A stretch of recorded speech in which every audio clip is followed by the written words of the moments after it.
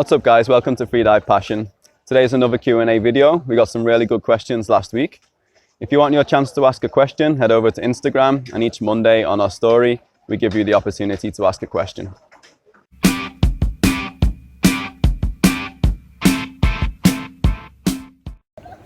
What's the best training for developing freefall?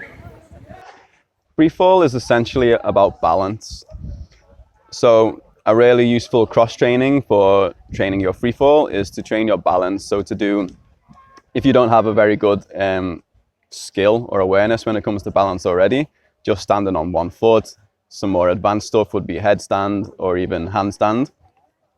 So the thing you'll notice when you start to work on your balance is at first you'll be making big corrections like this.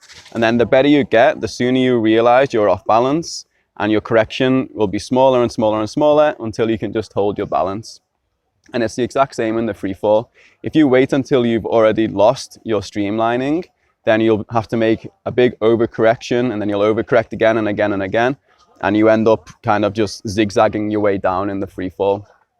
Once you learn how to use your body and how to just correct enough to rectify whatever slight imbalance you have during your freefall, then you'll be able to maintain a much straighter freefall position until you don't need to correct at all anymore. You can just use your body to go directly in a straight line. So of course, one part of it is balance. The other part is knowing exactly how to move your body in the right way to correct exactly the imbalance that you've had during the freefall. So whether your legs are coming forwards, backwards, or sideways in either one of the directions, you'll have to move your body in a slightly different way in order to compensate for this. And this is just something that comes with training and awareness. How do I properly weight myself for dynamic without using a weight belt? I have floaty legs. You don't really have many options. All you could do is to wear a wetsuit top and no wetsuit bottoms. If your legs are still floating, then your only option is to wear a weight belt. That's just the reality of the situation. Could you give examples or tips of excellent breathing for freediving? The beautiful thing about freediving, pranayama, and the crossover between the two is that we're able to use our breathing to alter our state of mind, even our physiology. So it doesn't have to be something very complicated. The nice thing is we can create a pattern, create a pathway, which is going to induce relaxation. And the more you practice it, the more clear this pathway will become, and the more kind of guaranteed the outcome will be, i.e. you being relaxed and feeling ready to freedive.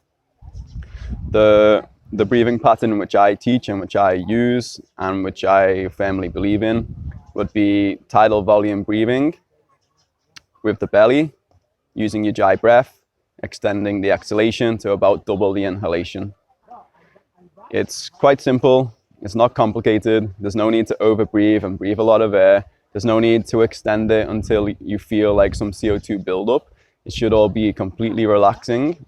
And what this is going to do is it's going to activate your parasympathetic nervous system, induce a state of relaxation and a state of peace, which is exactly what you want before you do a freedive.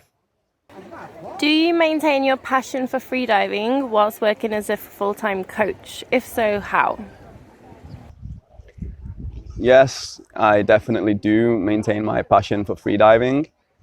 The reason is my passion for freediving, it has two different elements, we could say.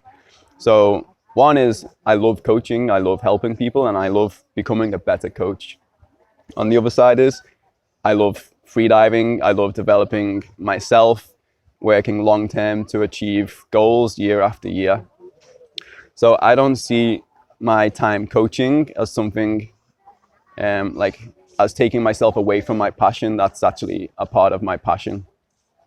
Now, I was teaching courses like a normal freediving instructor for a long time.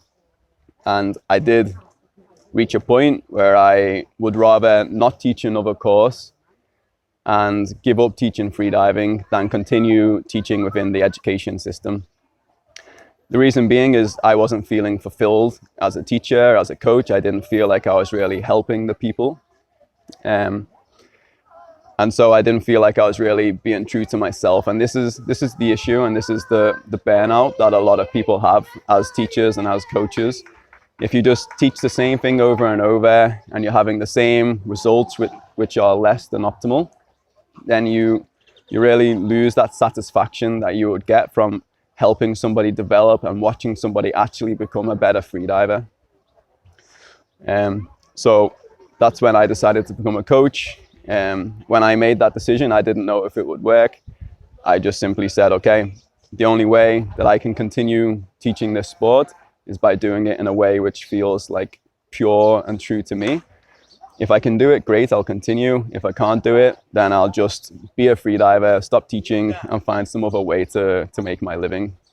Luckily, it all worked out.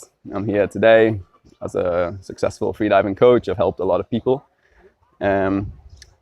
But that's kind of like the struggle in life, right? Staying true to yourself, trying not to sell out, and just doing what you think is right. So basically, when I'm training, I'm developing new skills, I'm testing new theories, I'm trying out new training principles. If that works, then I now have more skills, more knowledge to then pass on to the people that I'm coaching. So definitely, I don't see one as separate from the other. My training and my coaching, they always come together. One thing that I do, which I recommend to all instructors and all coaches, is you have to separate your training from your teaching. If you want to teach or coach or whatever you're doing with your maximum attention, and you want to give your students or athletes everything that you can, then you can't be mixing that with your own training. And vice versa, if you want to train and succeed and really put in all your effort to that and become the best that you can in that time period, then you can't be splitting your energy between teaching and training. So what I do is I section off my times of the year. I say, okay, these 2 months, it's for teaching. Then these 2 months, it's for training. If you try and teach and train at the same time, it's just not going to work. You're not going to have enough energy to do either one of them properly. Okay, so that's it for the video for this week. I hope you enjoyed it. If there's anything that's not clear, or if you have any further questions, then just comment below. And until next time, guys, take it easy and dive safe.